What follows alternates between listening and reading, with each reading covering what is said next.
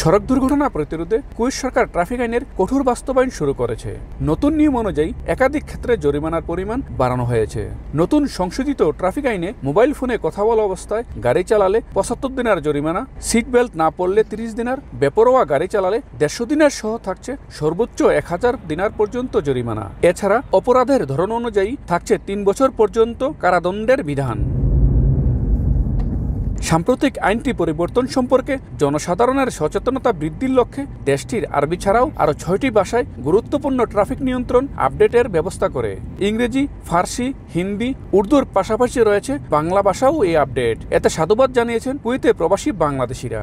টেলিফোনে কথা বলতেছি, এমন সময় অন্যমনস্ক হয়ে যায়, টেলিফোনের দিকে থাকে, হয়তো ব্রেক করছে বা পিছন থেকে গাড়িটা ধাক্কা দিয়ে লাগাইয়া দেয়। ড্রাইভিং অবস্থায় মোবাইল এবং রেড সিগন্যাল ক্রস, তারপরে সিট বেল্ট, এই জিনিসগুলো আগের থেকে প্রায় ৩ গুণ ফাইন নির্ধারণ করা হয়েছে। এই দেশের সরকার যেই উদ্দেশ্যে আইন প্রণয়ন করতে যাচ্ছে এটা আমাদেরকে মানতে হবে এবং এই দেশের আইনের প্রতি শ্রদ্ধাশীল হতে হবে। চলতি বছরের প্রথম ৩ মাসে দেশটিতে সড়ক দুর্ঘটনায় ৬৫ জনের প্রাণহানি ঘটেছে। একটি পরিসংখ্যান অনুসারে চলতি মাসের ৫ থেকে ১১ এপ্রিলের মধ্যে মোট ১.৫ লাখের বেশি ট্রাফিক আইন লঙ্ঘনের রেকর্ড করা হয়েছে। কুয়েত থেকে মঈন সুমন, সময় সংবাদ।